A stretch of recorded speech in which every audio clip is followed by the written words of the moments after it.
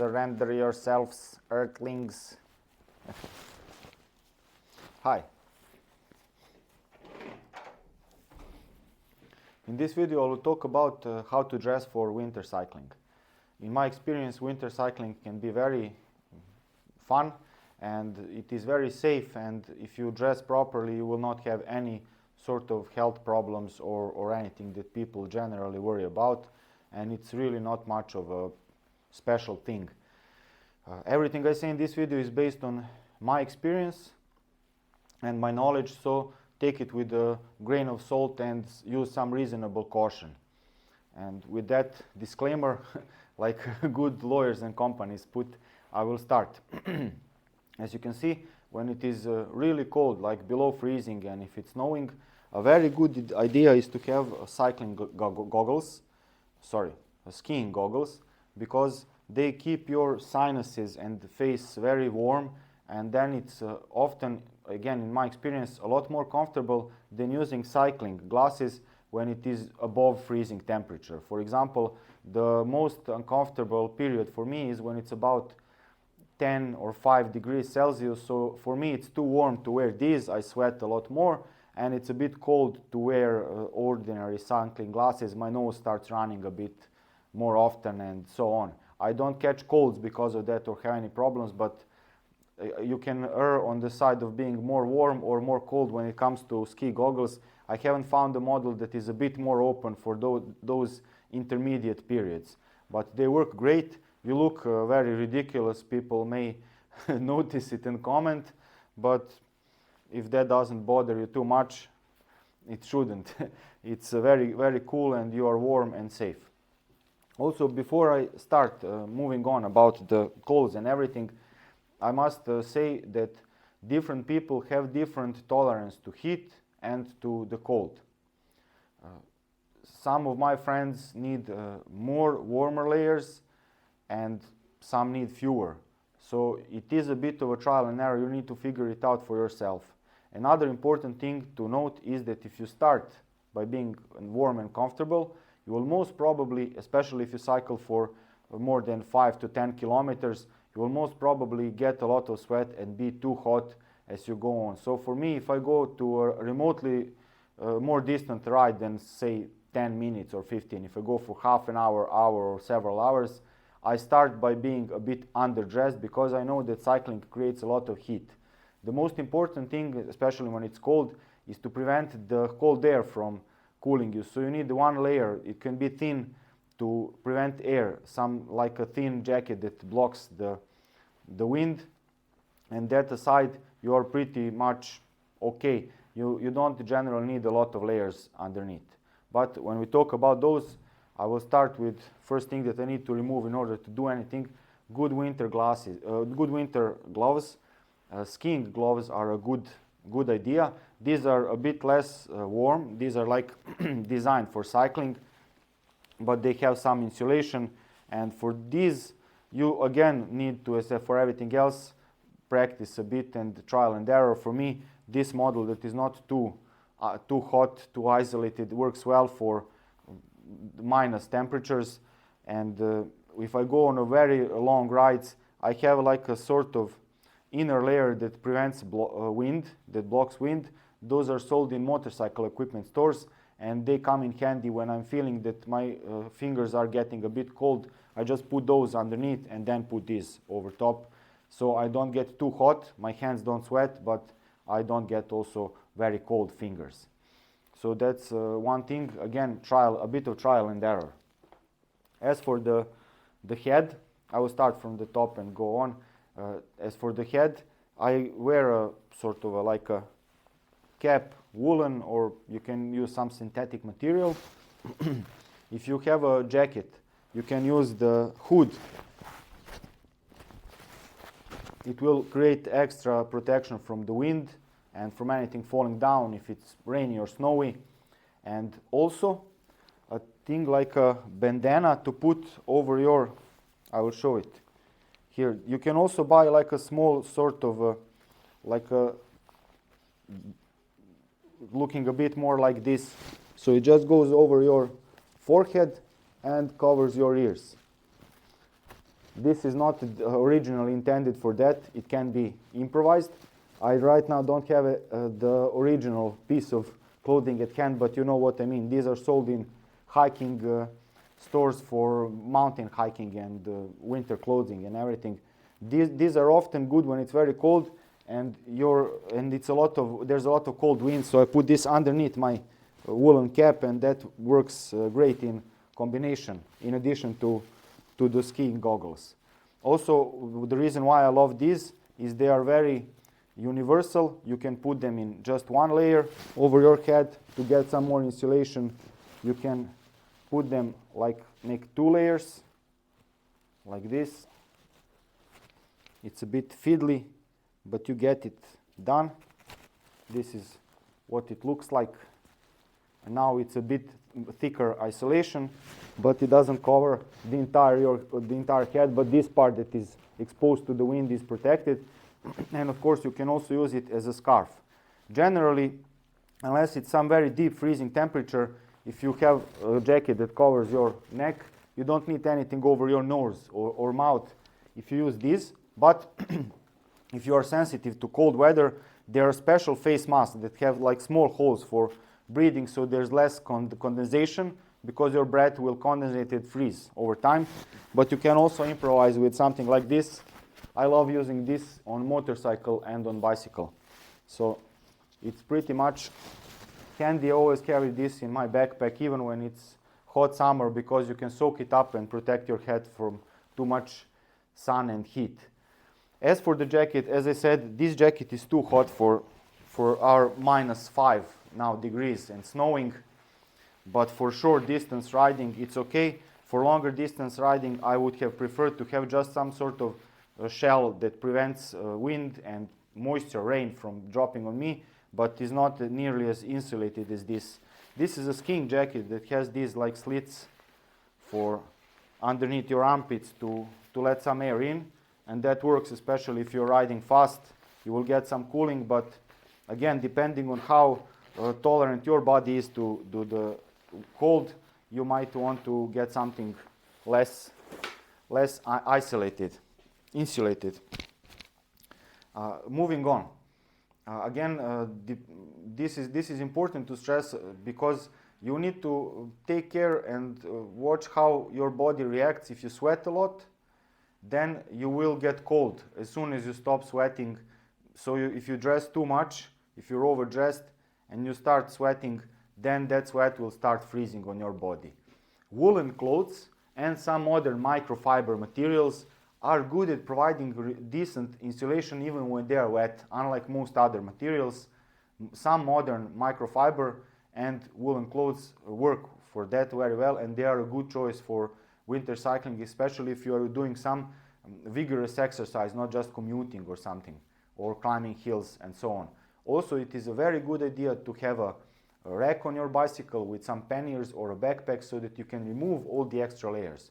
For example, very often if I cycle for a longer distance, I will remove all the inner layers and then just put the wind blocking jacket on top, so I don't sweat too much, but also to prevent me from getting too cold. And another thing about the clothes and materials, jackets that you buy, some have a lot more ability to remove moisture from your body. That is usually designated on the clothes, how much water they can prevent from getting in and how much moisture they can allow to get out. The more the better, in both ways. Of course, prices go double as you increase in those properties, but they are worth it. Here, I hope you can see it on camera. It says 10,000 millimeters or 10,000 grams per 24 hours. Now, this is not here explained explicitly whether it is for preventing the water from getting in or allowing your moisture and sweat to come out, but both of those are important. You don't want to have like a plastic bag over you, because you will sweat a lot and then you will be cold. And for the other layers, let's move on.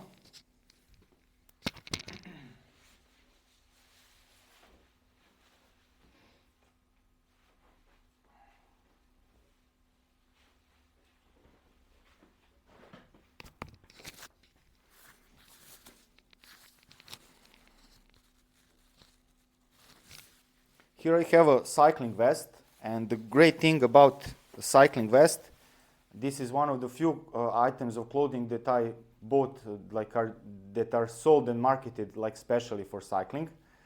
This is one of them. It allows me to have insulation on the front of my body, and this part is generally most important to keep warm. If you keep this warm, not too hot but warm, then your blood will flow more, your blood vessels will not contract, and they will allow more blood flow to the extremities, because the first thing that you feel cold are your fingers and your toes.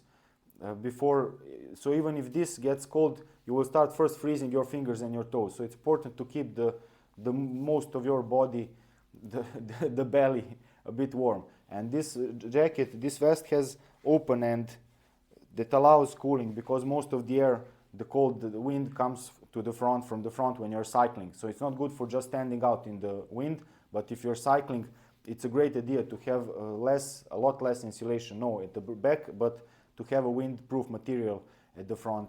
Underneath this, so it's layers, I can remove whatever I need.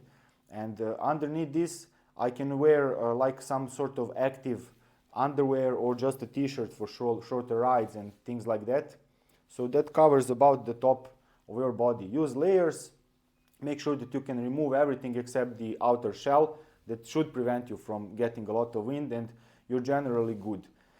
As for the legs, I have some active underwear, like those superheroes wear those tights, men in tights, and they provide, if they are made of microfiber or wool, they will provide very good insulation and keep you warm, and you can put ordinary jeans over them, or in this case like squatting Slav in a tracksuit.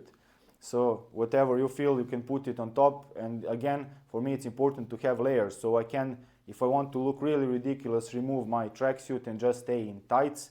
If it's too warm, if I'm climbing something, and then when I'm about to go down, I can put all the clothes back. So that's again why it's important to have some sort of backpack or panniers to remove all the extra clothing layers. I very often see people making mistakes when hiking or when cycling, that during a climb they do not remove all the clothes that they don't need, because you're moving very slowly, there's no wind cooling nearly as much as when you're riding normally or downhill. So they sweat a lot, and then when they go downhill, they freeze, they start shivering. So, and the clothes that are completely wet often don't provide nearly as much insulation, apart from wool and some modern microfiber stuff that's very expensive. So that's for those things. And for the legs, I like using hiking boots, because good quality hiking boots provide me with protection from wind, from moisture, from rain, from slush. My feet stay relatively dry. And if it is very cold and I'm riding for a very long distance, there I make an exception to be dressed a bit too much for my feet, and I use woolen socks. This is I buy the hiking boots to be one number larger than I generally need, just in order to be able to comfortably put this over my microfiber or ordinary cotton socks. So like 2 layers, but this is what does the job wonderfully, and it makes a huge difference. Even if your feet get a lot of sweat, it's highly impractical for me at least to carry a spare pair of boots for climbing and the others for descending, but this will keep your legs, your feet, your toes pretty warm, even if you are soaking from sweat. And another thing are pedals. I'm not sure if you can see these on camera.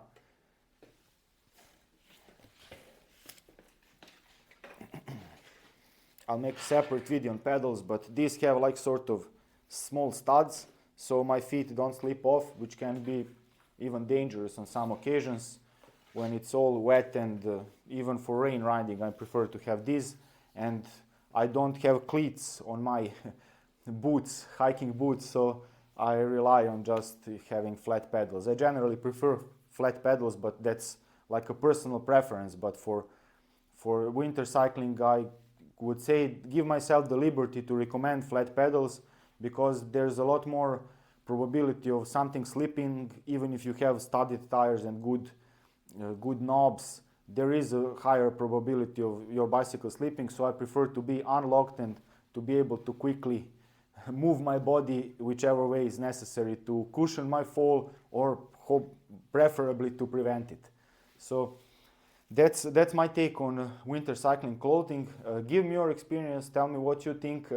I'm especially looking forward to hearing from the people who live in the parts of the world where winters go below -20 Celsius and last for months, unlike is the place in my country, because when I went to Egypt during the summer, I was stupid enough to go to Egypt during the peak of the summer. I realized that I thought I handle heat pretty well, because we have very hot and very high moisture in the air summers, so it's a lot worse than in the seaside.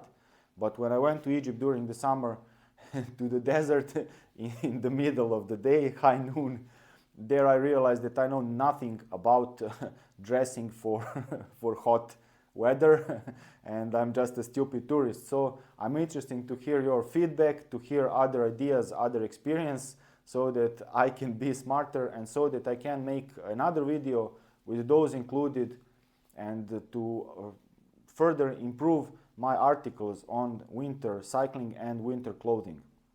Again, as I said, this is based on my experience. I ride in the winter for decades, whole year long, even longer rides, and commutes always. Bicycle is my only means of transport, main. I have a motorcycle, but that's just for fun. I don't consider it as a transport because it's in my city very inconvenient for many reasons. Anyway, thank you very much for watching. I hope this video helps anyone, and I'll see you in some other video. Cheers.